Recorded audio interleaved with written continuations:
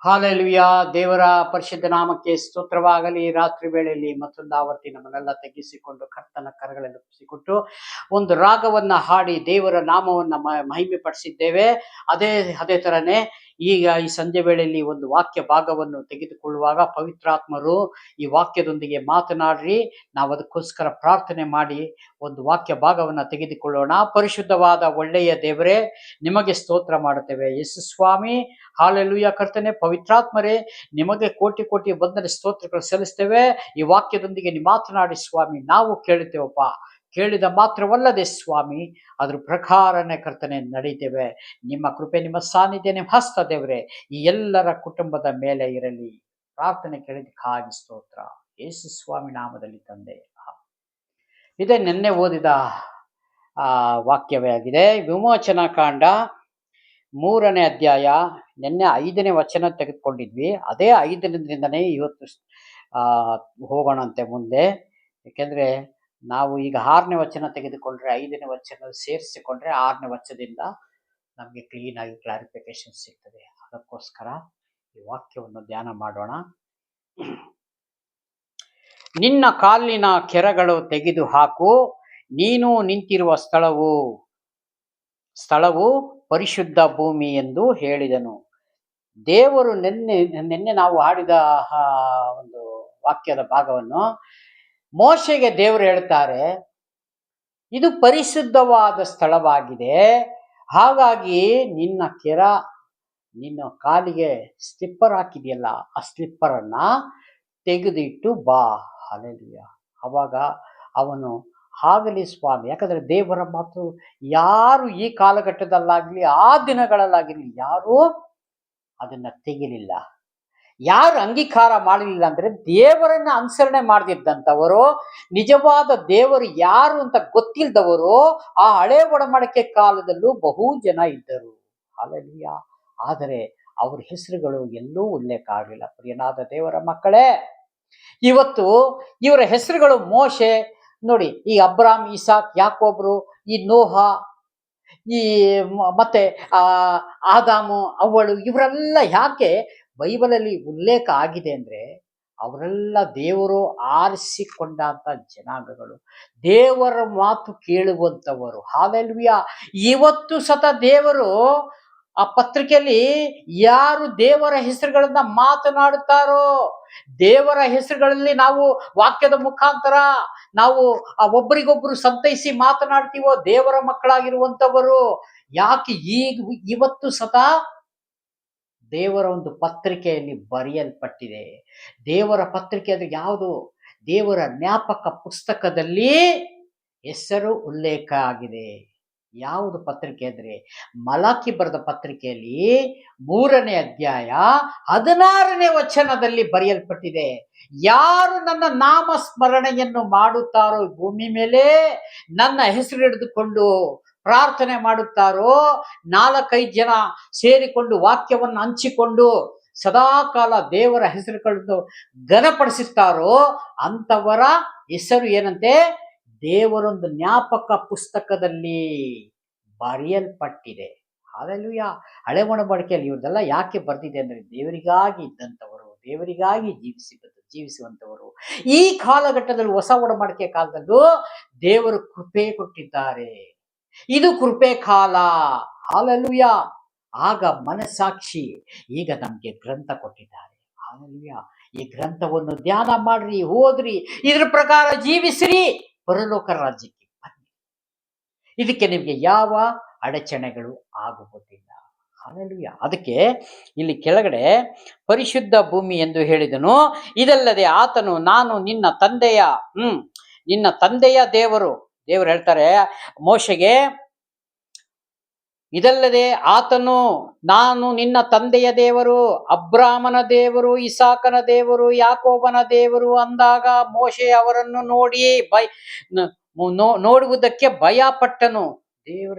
ಮೋಶೆ ಭಯಪಟ್ಟಂತೆ ದೇವರು ಹೇಳ್ತಾರೆ, ನಿಮ್ಮ ತಂದೆ, ನಿಮ್ಮ ಮೂಲ ಅಬ್ರಾಮನ ದೇವರು, ಇಸಾಕನ ದೇವರು, ಯಾಕೋಬನ ದೇವರು ನಾನೇ. ಹಾಲೆಲೂಯಾ. ದೇವರು ಇಲ್ಲಿ ಪ್ರಕಟ ಮಾಡಿಕೊಳ್ತಾ ಇದ್ದಾರೆ ಮೋಶೆಯ ಮುಂದೆ. ಅವಾಗ ಮೋಶೆ ಏನಂತೆ? ದೇವರನ್ನು ನೋಡುವುದಕ್ಕೆ ಭಯ ಪಟ್ಟನು. ಹಲ್ಲೆಲೂಯ. ನೋಡಲಿಕ್ಕೆ ಭಯ ಪಟ್ಟನು ಎಂಬುದಾಗಿಲ್ಲಿ. ಆಮೇಲೆ ಮುಖವನ್ನು ಮುಚ್ಚಿಕೊಂಡನು. ಆತನು ಮುಖವನ್ನು ಹೀಗೆ ಕೈಗಳಿಂದ ಮುಚ್ಚಿಕೊಂಡ. ಮುಖ ಮುಚ್ಕೊಳ್ಳೋದು ಮತ್ತೆ ಹೇಗೆ? ಕೈಯಿಂದನೇ ಮುಚ್ಕೊಳ್ಬೋದು. ಹಲ್ಲೆಲೂಯ. ಆಗ ಯೆಹೋವನು ಐಗುಪ್ತ ದೇಶದಲ್ಲಿ ಇರುವ ನನ್ನ ಜನರ ದುರಸ್ತೆಯನ್ನು ನೋಡಿದ್ದೇನೆ. ಹಲ್ಲೆಲೂಯ. ಐಗುಪ್ತ ದೇಶದಲ್ಲಿರುವ ನನ್ನ ಜನರು, ನಾನು ಆರಿಸಿಕೊಂಡ ಜನಾಂಗಗಳು, ಇವತ್ತು ಆಲಯದಲ್ಲಿ ನಾನು ಆರಿಸಿಕೊಂಡ ಜನಾಂಗಗಳು, ನನ್ನ ವಾಕ್ಯವನ್ನು ಅನುಸರಿಸುವರು, ಸದಾಕಾಲ ನನ್ನ ನಾಮ ಸ್ಮರಣೆ ಮಾಡುವಂತವರು, ಕಷ್ಟದಲ್ಲಿ ನನಗೆ ಮೊರೆ ಇಡುವವರು, ದುಃಖದಲ್ಲಿ ನನಗೆ ಮೊರೆ ಇಡುವವರು, ಸಂತೋಷ ಇದ್ದಾಗಲೂ ನನಗೆ ಮೊರೆ ಇಡುವರು. ಹಲ್ಲೆಲೂಯ. ಇಂಥವ್ರನ್ನ ದೇವರು ನೋಡಿದ್ದೇನೆ. ಅಲ್ಲಿ ಗೋಳಾಟವನ್ನು ನೋಡಿದ್ದೇನೆ ಅಂತ ಹೇಳ್ತಾರೆ. ಇಲ್ಲಿ ನಾವು ಗೋಳಾಟದಲ್ಲಿ ಇದ್ದಾಗಲೂ ನೋಡ್ತಾರೆ, ಸಂತೋಷ ಇದ್ದಾಗಲೂ ನಾವು ಅವ್ರನ್ನ ಹೆಸರನ್ನ ಎತ್ಕೋಬೇಕು. ಇವತ್ತು ನಮ್ಗೆ ಕಷ್ಟ ಬಂದಾಗ ದೇವರು ಬೇಕು. ಹಲ್ಲೆಲೂಯ.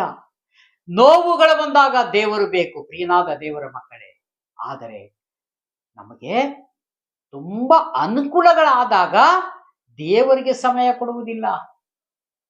ಎಷ್ಟು ನೋಡಿ, ನಮಗೆ ಕಷ್ಟ ಬಂದಾಗ ದೇವರು ಬೇಕು, ದೇವರಿಂದ ಬರುವಂತ ಆಶೀರ್ವಾದ ಬೇಕು, ಪ್ರತಿಯೊಂದು ಬೇಕಿಲ್ಲಿ. ಆದರೆ ಇವೆಲ್ಲ ಬಂದ ಮೇಲೆ ನಾವು ಭಾರಿ ಬ್ಯುಸಿ ಆಗ್ತೇವೆ. ಹಲ್ಲೆಲೂಯ. ಆ ಬ್ಯುಸಿ ಆದಾಗ ದೇವರನ್ನ ಮರೆತು ಬಿಡ್ತೇವೆ.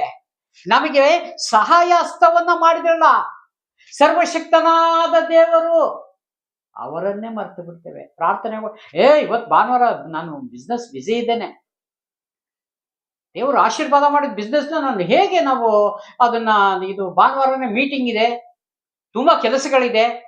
ಇವತ್ತು ದೊಡ್ಡ ದೊಡ್ಡ ಆಫೀಸರ್ಗಳೆಲ್ಲ ನಮಗೆ ಭಾನುವಾರ ಮೀಟ್ ಆಗ ಕೇಳಿದ್ದಾರೆ. ಆಮೇಲೆ ಎಲ್ಲಾ ಕೆಲಸಗಾರರು ಅಷ್ಟೇ. ನಾನು ಮೀಟಿಂಗ್ ಮಾಡುವಂತ ವಿಷಯದಲ್ಲಿ ಹೇಳ್ತಾ ಇಲ್ಲ, ಪ್ರತಿ ಒಬ್ಬರಿಗೆ ಅನುಕೂಲ, ಬಡವನಾದವನು ಅವನಿಗೂ ಸತ ಅನುಕೂಲ.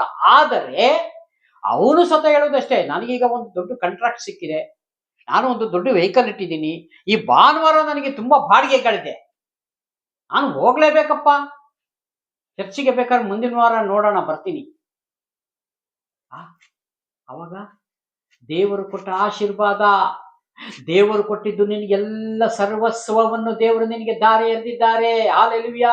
ಏಕೆಂತಂದ್ರೆ ನಿನ್ನ ಪಾಪ, ನಿನ್ನ ಶಾಪ, ನಿನ್ನ ಎಲ್ಲವನ್ನು ಹೊತ್ತುಕೊಂಡು ಶಿಲುಬೆಗೆ ಏರಿದ್ರು. ನಾವೇರ್ತೀವ ಪ್ರಿಯನಾದ ದೇವರ ಮಕ್ಕಳೇ? ಆ 3 ಮಳೆ ಹೊಡೆಯುವಾಗ ನಾವಿಲ್ಲಿ ಚರಿತ್ರೆಯಲ್ಲಿ ನೋಡುವಾಗ, ಎರಡನೇದು ಇಲ್ಲಿ ಟಿವಿಗಳಲ್ಲಿ ಯಾವ್ದಾದ್ರು ಫೋನ್ಗಳಲ್ಲಿ ನೋಡುವಾಗ ನಮ್ಗಿಲ್ಲೇ ಅಷ್ಟು ದುಃಖ ಆಗ್ತದೆ. ನಿಜವಾಗ್ಲೂ ಆ ಕಷ್ಟಗಳನ್ನು ಅನುಭವಿಸಿದ ದೇವರು ಆ ದಿನಗಳಲ್ಲಿ ಹೇಗಿರ್ಬೋದು ಅದನ್ನ ನಾವು ನೆನೆಸ್ಬೇಕು.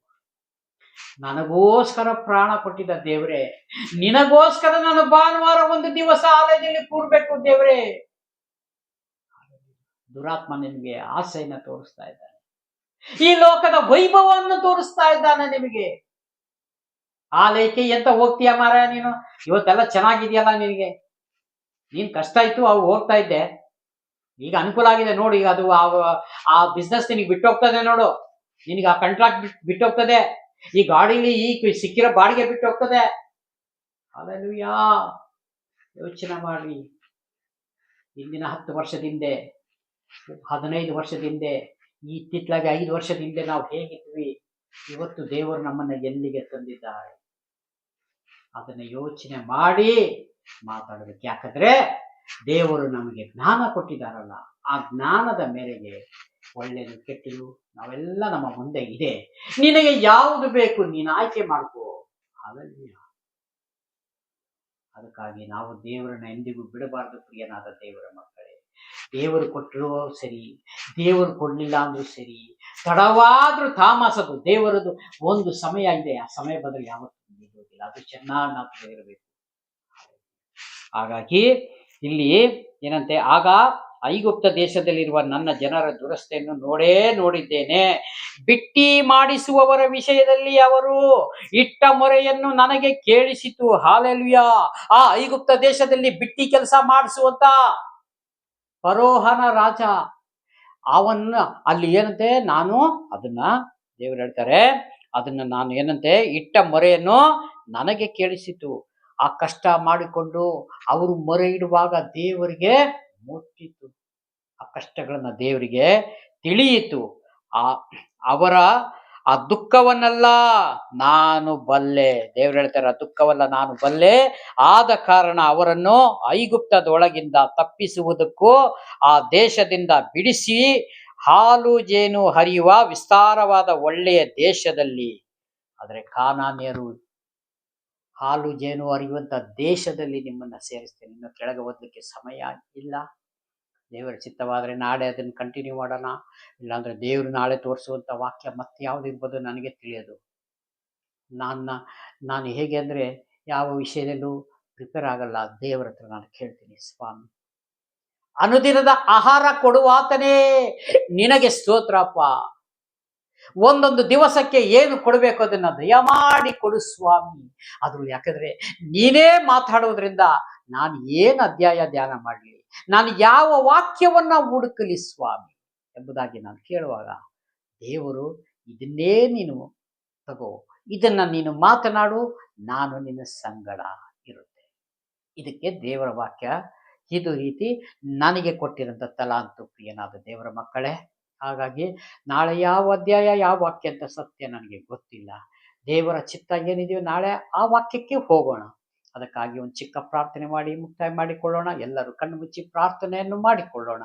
ಅವರವರು ಇರುವಂಥ ಜಾಗದಲ್ಲಿ ನೀವು ಎಲ್ಲೆಲ್ಲಿಂದ ನೋಡುತ್ತಾ ಇದ್ದೀರೋ ಪ್ರಿಯನಾದ ದೇವರ ಮಕ್ಕಳೇ, ನಿಮ್ಮ ಕುಟುಂಬವನ್ನು ಸಂತೈಸಲಿ, ಆಶೀರ್ವದಿಸಲಿ. ಹೆಚ್ಚಾಗಿ ದೇವರ ವಾಕ್ಯದಲ್ಲಿ ನಿಮಗೆ ಬೆಳಿಲಿಕ್ಕೆ ದೇವರು ಸಹಾಯ ಮಾಡಲಿ. ಹಾಗಾಗಿ ಚಿಕ್ಕ ಪ್ರಾರ್ಥನೆ ಮಾಡಿ ಮುಕ್ತಾಯ ಮಾಡೋಣ.